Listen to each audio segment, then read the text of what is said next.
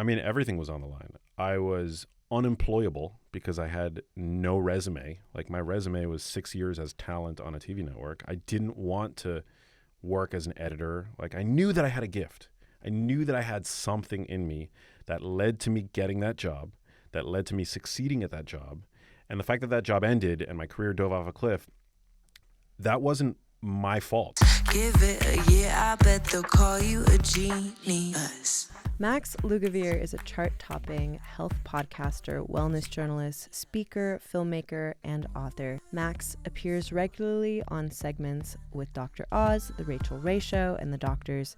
He's contributed to Vice, Fast Company, CNN, and Fox. If that wasn't enough, he's also been featured on The Today Show, PBS's Brief But Spectacular, The New York Times, and People magazine. On today's episode is my friend Max Lugavere. I'm so excited you're here. What up? Thanks for having me. One of the reasons why I'm doing this show is because we see people that have achieved greatness and success, and we think that perhaps they were born into that, or that that's just like who they are in their DNA. But at some point, you were just Max Lugavere. Yeah. And I want to know, like, what was the first inspiration? Were you always obsessed? I definitely didn't grow up in this industry. I mean, I guess we could call it the entertainment industry that I find myself in. I grew up, I was always interested in, I mean, I can count my passions, my biggest passions in life on one hand. One of them is music. One of them is cinema. And the third is health and like nutrition. I've been obsessed with health and nutrition for as long as I can remember. I think the obsession began when I was about 15, 16. Near my high school, there was like this like little one-off mom and pop sports supplement store, and one day after school I stumbled in there and I saw all these like supplements, potions. I saw them as potions, really, but they were like these powders and drink mixes and packets and bars and things that I saw on the walls, and I saw them as sort of like a magical sort of like golden ticket to transcend my, you know, humanness. My humanness. Yeah, exactly. And with that, I became interested in fitness and exercise. And so, yeah, I dabbled and I tinkered and I spent a lot of, money that I didn't have at the time on these powders and stuff. But it got me working out, and it got me, in the mindset of like iterating and tinkering with my own body. And it was like a really fun sort of journey. And I started to get in better shape, and I started to feel really confident in my body. It just began this like obsession with fitness and nutrition. And I actually, when I started college, I aspired to go into medicine, and I started college on a pre-med track. I was like a biology major. But halfway through college, I realized something about myself. I realized that I was a storyteller and that I was creative. I pivoted out of that biology major, and I ended up double majoring in film and psychology. And so I essentially, at that point, I bid any hope of doing like health as a profession adieu, because I went into film. I knew that I liked like the immediacy of digital storytelling, and I liked also being in front of the camera, that I felt very comfortable in front of the camera. I didn't know what I aspired to do in front of the camera. I didn't want to be an actor, or anything like that, but like I knew that I felt really good, like really comfortable in front of the camera, just being myself. Was there ever a part of you that in the back of your head was like, this is risky? Yeah, I didn't know how I was going to pay the bills. I mean, to be honest, when I was like in college, I really liked diesel jeans. I liked wearing diesel jeans. Cool. And so my plan, but they were super expensive. Like I couldn't afford them with my like college budget, So my plan, this was a half-baked plan, but it was going to be to work at the diesel store, stock up on jeans, and save up enough money in doing so that I could then travel the world and make documentaries about cool stuff going on in the world. And did you do it? No. Okay. Never happened, because I ended up graduating and getting a dream job working for Al Gore for 6 years. So I remember that. Yeah, he saw the talent in me as a young, passionate storyteller, and he hired me. He plucked me essentially from college. I mean, I graduated, but I ended up immediately after graduating moving to Los Angeles. So wait, you were a student. Yeah. Putting maybe videos on the internet. How did Al Gore, almost president of the United States, for those of you who don't know, but how did this man find you? So essentially, he was launching a TV network in the United States called Current TV. Back in 2005 is when it launched. And it had yet to even have a name. It was called Indie TV at the time. But his representatives, these people that were involved in Indie TV, what would ultimately become Current, were touring around the country looking for people like me that they were then going to hire to create the bulk of the content for this upstart TV network. It's a great idea. Yeah. They were Kudos to them. Yeah. I mean, this was before YouTube. So the idea of like being able to create content and then to be on TV, that was like, Alluring. yeah, that was like, that was a really enticing proposition. At the time, Current was looking to hire 50 college grads that they were going to give laptops and cameras to and then send them around the world. So to me, it was like a dream job. Yeah. Summer vacation. Yeah. But I was like, sign me the F up, you know? Yeah. Because, I mean, you heard my plan. Like, this was a much better plan than what I had baking. That's like such a bizarre moment of serendipity Yeah. and destiny.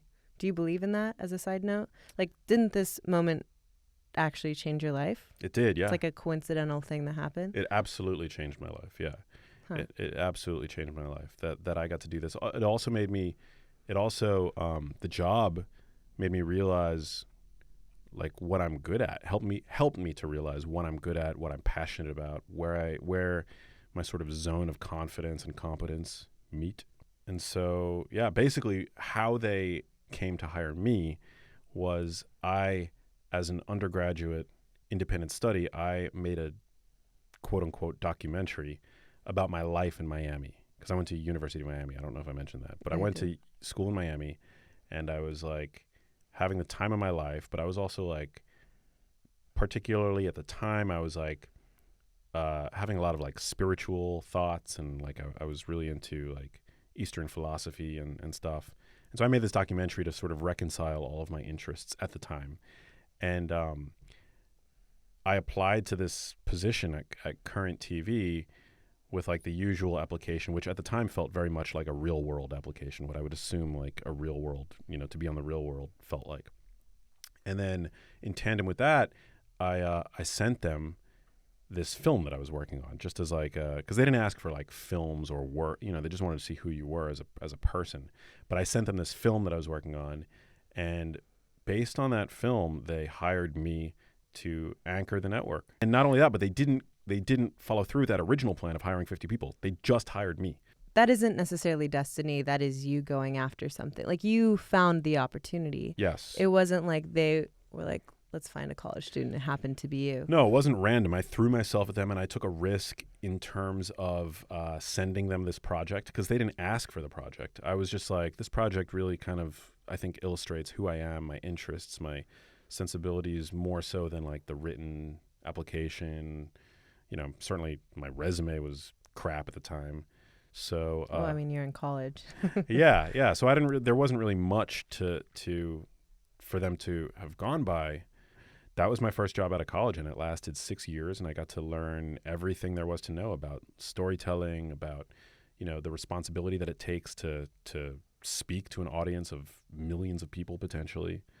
And yeah, just an incredible job. And my role there was as a generalist. So I was like a host / producer on the network. And I got to talk about a bajillion different things. I got to talk about politics. I think the Egyptian spring or whatever like happened, right? Cool. Yeah. Like at the time or whatever, when there was like that like uprising, at that time. So I got to talk about that on TV. I got to talk about health when it came about. I got to talk about, fashion, the environment, like you name it. So I was a generalist.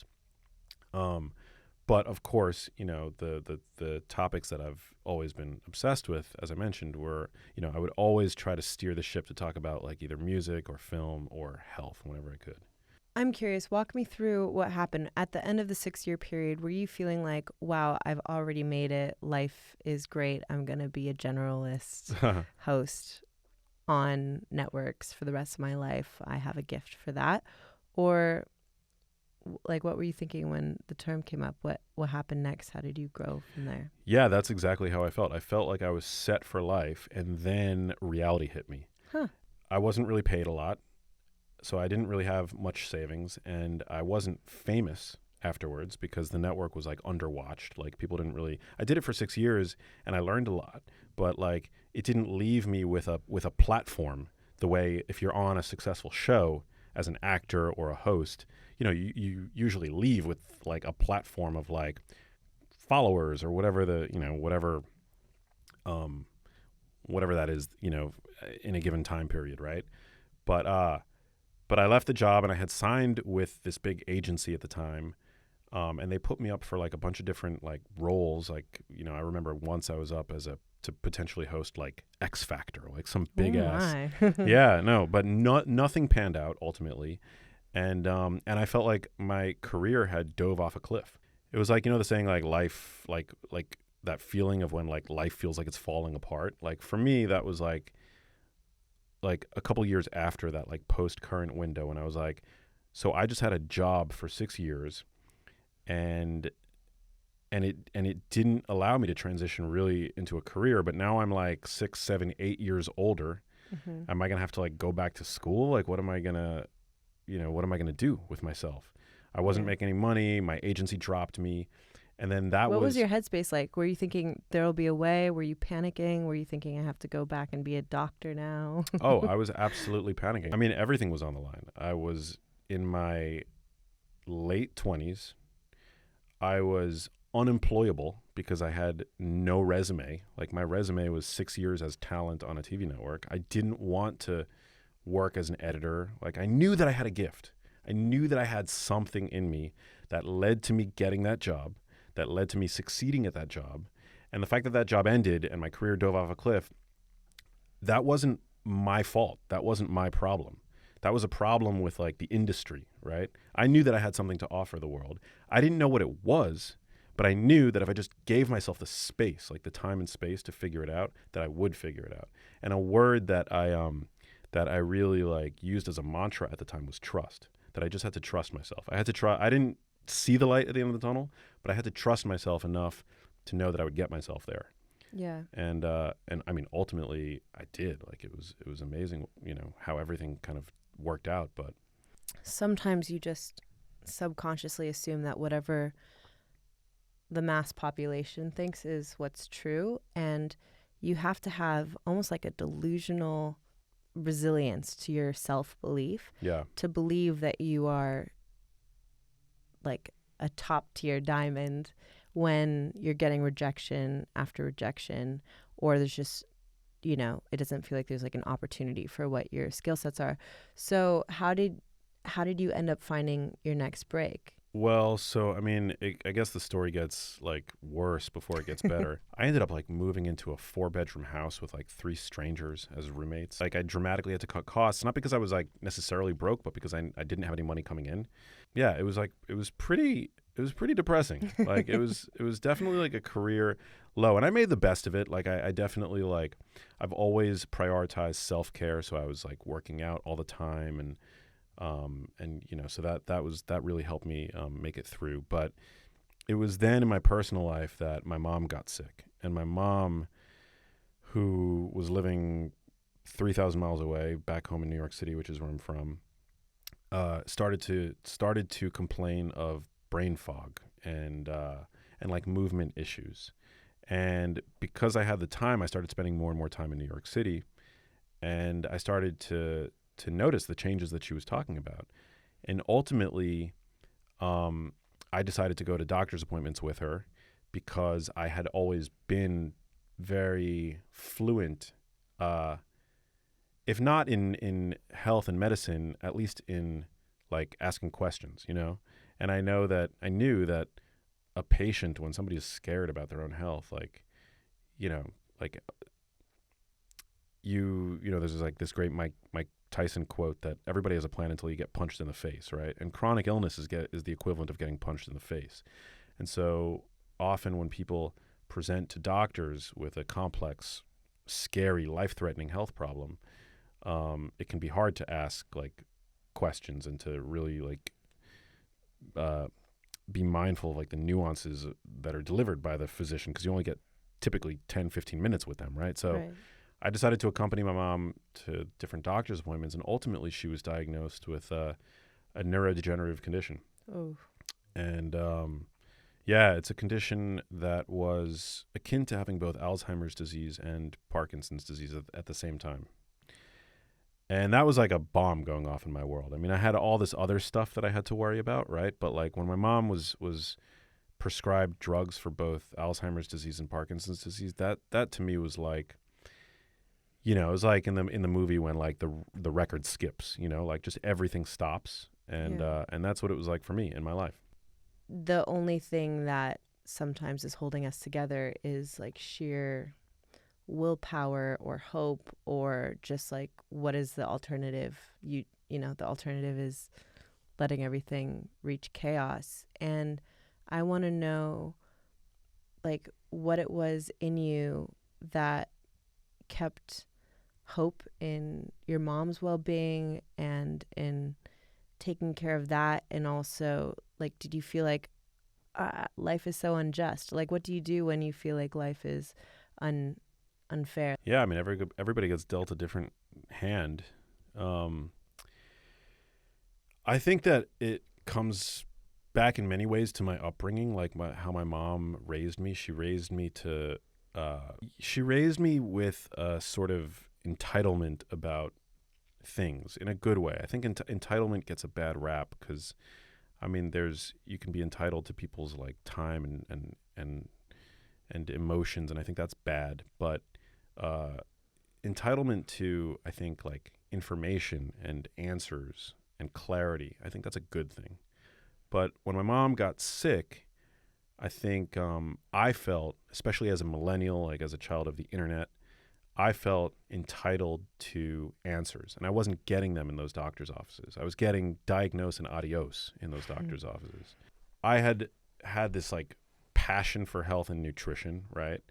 I kind of was familiar with like where to find good, credible medical research because I had dabbled in it in the past. I wasn't like an expert or anything like that, but like as a journalist, like you know like how to recognize like what a credible source is and what is not as credible, and how to ask questions and how to maintain skepticism and not believe everything you read. Like, like as a headline writer, you learn not to trust the headlines. Mm-hmm. And so I took it upon myself to dive into the medical literature to learn everything I possibly could about what my mom was going through and the risk factors that might have, predisposed her to developing this condition. And it was really hard. It was like wading through, I don't know, like a forest of jargon and obtuse medical misleading like information, and especially with where nutrition is concerned, like you realize that like, there's so many more unanswered questions than there are answered questions. But nonetheless, I kept reading and reading and reading and cross-referencing and, ultimately like going beyond the medical literature to read books and TED Talks and just whatever I can get my hands on. I mean, I was just like voracious. I had the time, and, the person who I loved most in the world was like, this is something that I had a highly vested interest in. And it had nothing to do with like a career at this point. It was just like for the sake of my mom's health. So yeah, I mean, at a certain point, I just started putting out what I was learning on social media. Again, not with the intent of growing a following or anything like that. Was it just like to your friends and family? I had like a Facebook page, like a public Facebook page, but I wasn't like public on Instagram. I didn't have a Twitter following or anything like that. I just started like sharing on Facebook, like, you embed a link. And so I did that, and I would like put above the link my take on what it was that I was like finding or reading. And people started to share my posts, and people would like come to me like as a curator of information. And I started to see that people weren't getting this information from anywhere else. When people would talk to me in my own life about what it was that I was working on, I was like very passionate about volunteering everything that I was like learning. I was just like, Max, how you doing? Would be like, people would ask me like, Max, what's going on? How you doing? That would be like unwittingly them like subjecting themselves to like a 15-minute like regurgitation of like everything that I was like learning at the time, And yeah, so I just started to realize, I mean, I was already a public like professional communicator and storyteller, but I learned that I had an aptitude for digesting, aggregating, and ultimately communicating science in a way that was exciting but not irresponsible, and got people to act and to engage around these topics, which, I mean, when you say dementia, most people think of like their grandparents, right? It's like something that most people don't feel like they need to be concerned about. Because I had this really relevant story to share with people, it got people to engage around the topic, which to me was like super exciting. So the first thing that I decided to do that would actually be like a piece of work was I decided to do a documentary on what it was that my mom was going through. I'd never done a feature-length documentary before. I didn't know what the hell I was doing. But I decided to do a film, like to just like step my foot out there and learn on the job, so to speak. And the film was going to be about dementia as a potentially preventable condition, which is not something that anybody was talking about at the time. And I put together like a little bit of money that I had, whatever I could like scrape together, and I self-funded a Kickstarter teaser that I created. I knew that if I were to apply myself and to pour myself into this project, into this teaser, really, that it would be successful. Because I knew that nobody was talking about this idea. I was plugged in. There was nobody who was more plugged into the zeitgeist than me. And the campaign went viral. We aspired to raise $75,000 for the project. We ended up raising $130,000 from like thousands of people all around the world. And that the fact that campaign went so viral and we now had the money to go and begin production on this project, that got a lot of it. I mean, it got a lot of attention. And so like media attention, yeah. Wow. But in terms of like what gave me the sort of next bit of juice for my career, other than the fact that I was now able to work on this film, was that the Kickstarter campaign was seen by producers at the Dr. Oz show. And so when I got that email from the producer, it was like one of the best. Well, what was the email? What did it say? That they had seen the campaign for my film, and that dementia is a very big and unexplored topic for the show. So I went on, and of course nobody there knew that I had 6 years under my belt, like that I was like actually an on-camera personality, right, comfortable in front of the camera. They just thought you were naturally charming, or like or that I was like a filmmaker. Like filmmakers aren't necessarily comfortable in front of the camera, right? Like that, they're two different skill sets. Get you a man who could do both, Heard it here first. So they had me on, and yeah, I just like the what I was delivering was just, I was like killing it. I was like in my freaking zone of confidence and competence, and I was talking about my project, and I was like talking about it responsibly, and I was talking about like my mom and my why I was doing this film, and how much I cared about other people, and that I wanted other people to see this and to get on board with everything that I was learning at the time. And like it was just a bit like they could tell like automatically, like in real time, that their audience was just like loving it. I was like very well versed. I had under my belt like all of these hours. I had done my homework, so that by the time I actually had that golden opportunity to step up to the plate, it was like I couldn't do anything but hit a home run. And that basically began this series of appearances on the Dr. Oz show. So was that a moment in your life where you thought, I'm set? Like, I'm going to be okay? I felt like I was on the precipice of something. I didn't know, again, what it was. Was there still like a panic of maybe I won't get it? The panic, I think, got a little bit, like, it helped to like release some of the pressure, because I felt like I felt so good about what I was doing. I felt so excited to be on TV again and talking about something that's like actually meaningful. Like every word that I got to utter on that show was like a word, it was like, it came from a place of such like, such like desperation to talk about what I was going through in my life at the time, that it just felt like incredible. Like it felt amazing. And wow. I was still broke, but I was like, I remembered like that trust that I felt, that I knew that I needed to have in myself. It was like kind of like,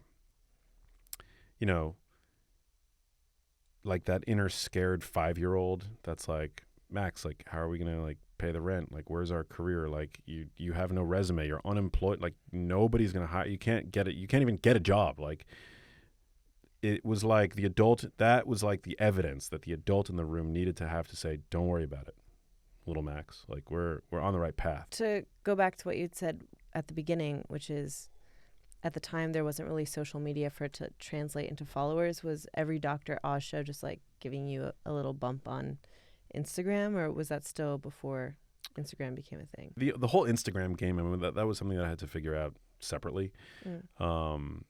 And, you know, that was like a sort of fun, like, tangent thing. Because, you know, on Instagram, it's like people are not as interested in brain health necessarily. People tend to be more interested in fitness and, like, body composition stuff, like weight. And so you've got to cater your message to the audience, right, that you want to reach. So on Dr. Oz, I was, like, talking about one thing. On Instagram, I was talking about something completely different. And yeah, everything's sort of started as I would get more clear about my message, you know, and the impact that I wanted to have in my perspective and my you know, stance on things. Everything started to, like, rise in tandem, which was just more data. It was like more data that I'm, like, doing the right thing. Yeah. I'm, like, on the right path. Do you think that there's a reason why, like, even on the digital social media space, that you are considered one of the top people to go to for health wisdom and advice? Like, what is it that makes you you? I think it's that it's authenticity. I mean, it sounds cliche, but I think it's that people know that I'm not in this to sell supplements. I don't have a supplement. I work with different supplement companies, but I wasn't even in it to sell books. Like, you know, I got the book deal came about because of the Dr. Oz show and all the other sort of traction that I was gaining at the time. So it was an inbound opportunity? No, not Okay. inbound. Yeah, that was something that, like, I took another risk. I took a gamble. I was walking around New York City one day, and I bumped into somebody who had just written a book, and they were like, I think they were kind of privy to what I was doing on social media, and they were like, "You think you have a book in you?" And I was like, I don't know. I mean, I've never thought of myself as a future author, but, like, I'll have a conversation with anybody. And so they connected me with their book agent, who really believed in my story and my ability to, you know, like, convey the science that I had potentially thought about writing about. And he suggested I write a proposal. I wrote a proposal. It was like a 20-page book proposal. And then we would go and shop it around to different publishers. I had these, like, 4 different meetings lined up. And first meeting, I thought I freaking slayed. Second meeting, slayed. Third meeting, slayed. Fourth meeting, I was, like, a little tired that day. I distinctly remember. The first 3 meetings came back, the publishers that I met with, all passes. Wow. Yeah. The fourth one, the publisher who I met with, who I didn't feel like I was on my A game, they were like, "We'll give Max a chance." So they decided to take me on to allow me to write a book. They gave me this little stipend, and I dedicated, like, a year of my life to writing it. Like, I was, like, again, not making any money other than this book proposal, which was, like, not a lot of money, like, especially at the time I was living in New York City. Yeah. And I just, like, but I poured myself into it. Did you ever think, oh, I just don't really care about money. I can get by. Like, I know how to, like, save and cut costs. Yeah, I mean, at a certain point, I convinced myself that I didn't really care that much about being financially successful. To be totally transparent, I knew that I was never going to starve. I was never going to be homeless. Like, my family's got my back. You know, if I could just weather the storm and, like, stick it out while I was living at home, that yeah, eventually something was going to happen. But I didn't know what it was. And yeah, it can be tricky. But, you know, I think money is energy, and if you're adding value, the money is gonna come. Like, that's, like, 100% what I've learned to be true.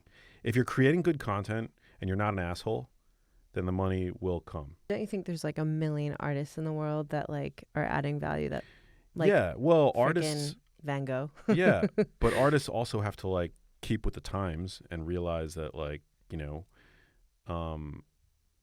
business models change, right? Like, especially after COVID. I mean, I know a lot of like super successful artists who anybody would say have made it, and COVID was like a big hit. So they've had to pivot and become a bit more like entrepreneurial. I can't tell you that my income comes from any one place. Like it's like a pie. You know, I've had to like put my entrepreneur hat on and do things that are not innate to my skill set. Like, you know, I've had to think like like a bit like an entrepreneur. Like I'm now the CEO of my own like sort of like ecosystem, you know? So that requires me having to like sit down and focus on things that I don't want to focus on. Gary Vee, who I don't know a ton about his work. I'm not one of these like Gary Vee fanboys, but one of his like, I think really cool ideas. And, you know, if any like Gary Vee fans are listening, maybe I'm going to butcher this, maybe not. But it's like he has this idea of like the jab, jab, jab punch mentality where you've got to like, you know, you've got to really think about adding value for free. And then the punch could be like your ask from the audience, whether it's like selling an album or selling a book. But just adding value. And like for me, because I'm a storyteller and like to me, the medium doesn't matter so much. It was like, okay, how can I add value on Instagram? How can I add value on TV when that opportunity arises? How can I add value on Twitter? How can I add value on like all of the different platforms? We're going to do some rapid fire questions. Let's do it. Okay. Career highlight, 1 sentence or less. About a month ago, I was on the Joe Rogan Experience. No way. Yeah. Wow. And that was definitely a career highlight. Thoughts on intermittent fasting? I'm generally pro intermittent fasting. 16/8? I mean, it depends. Generally, I think like a 12-hour window is sufficient. Most people are eating 16 hours a day. So if you could just shrink that a little bit, I think that probably makes sense. Also, like later on, like post-dinner, people tend not to eat healthy food post-dinner, if you think about it. It tends to be shit that you eat like while you're watching TV. So after dinner, I tend to like... What do you think about counting calories or counting macros? I'm not a fan. I think it could be helpful for some, especially if you've never done it before, just to do like an audit of your diet. But in general, I think it's not something that you want to get kind of hooked on because it could lead to like obsessive thoughts about like food and calories. Best advice for people trying to lose weight? Eat more protein, prioritize protein, and cut out the ultra processed like crap, like the junk foods. A lot of people when trying to lose weight, they try to just like eat less of what they're already eating. But what you're eating actually influences how much you eat. So if you increase the quality of your food, eat more protein, you'll be less inclined to overeat. Your most controversial opinion? Man, well, I'm not a fan of veganism. I talk about that quite a bit on social media, which is pretty controversial. I don't think it should be controversial. Yeah. Do you think that weight is a result of how you're treating your body, or do you think it's like a disposition? I think it's about how you're treating your body. There's genetically, people don't have different like metabolic rates. Like people aren't born with like super slow metabolisms to the point that they're gonna, you know, like people that are obese, like generally it's because they're, I mean, in the macro sense, they're eating more calories than they're burning every day, and people have like hormonal dysregulation, but that's not a genetic thing. You know, that could be due to environmental toxicants. It could be, you know, overly sedentary lifestyles, low muscle mass. I mean, there's thyroid problem. Well, that would be like a hormonal issue. But yeah, I mean, and everybody can have the body that they desire, and the health that they desire. It just takes discipline and patience and knowing a thing or two about nutrition. Okay, final question. What is something that is under your covers that people might not know about you? Under my covers? I mean, my cat? Yeah, I don't know. I'm just a big nerd. I love music. I love movies. And I love helping people and doing, you know, creating my podcast and getting to wake up every day, doing what I feel like I'm meant to do. Like, that's a very special feeling that I guess not many people get to feel. We're going to play some games. There you go. Have you played this before? It's called We're Not Really Strangers. I love this game. Great game. Okay. What do you think is the hardest part of what I do for a living? The solitude. Yeah. There's a lot of hours just like on your phone creating content. Well, what is the answer to this question? Ooh, so I got to answer that? Yeah. What the hardest part is? Yeah. I just projected on you. Yeah. That's not a real answer. Well, I guess the hardest part is like not having a precedent that I can model my career after necessarily. So the hardest part is like, Trailblazer. That's why you're on this show. That's like what the show is about. yeah, fair. There's no precedent. Like there's nobody doing what I like. There's nobody out there fully. I mean, there's like people that are kind of like doing bits and pieces of what I aspire to do, you know. But no, like I'm working on a film. I've got like books. Like I'm just sort of like winging it. Like every day is like a new day. Okay, this is random. Do you think I fall in love easily? Why or why not? Do I think you fall in love easily? I think you have enough I feel like knowing of me to answer that question. I think, yeah, because you're an artist. You're by virtue of that a romantic. No, I don't know. I think so. It's a blessing and a curse. Yeah. Okay, your turn. What parts of yourself do you see in me? You have independent thoughts and you are not afraid to speak your truth. And I like that like what you read online doesn't dictate your opinion of things, that like you actually go to the source. Yeah. I love that about you too. I'm going to give us 10 minutes to write a song. I'm fucking hungry. I want to get a ribeye. It's been a long day. Hi, my name is Layla Perry, and you're watching Under the Covers, my show about the risks taken, the mountains climbed, and the victories behind some of the biggest game changers shaping culture and entertainment today. Jeremy Fall! Yes, chef. Max Lugavere. Mari Llewellyn. It's me! Glenn Coco. Drumroll. Graham Bunn. Scott Hansen. Greatest intro ever. Give it a year, I bet they'll call you a genius.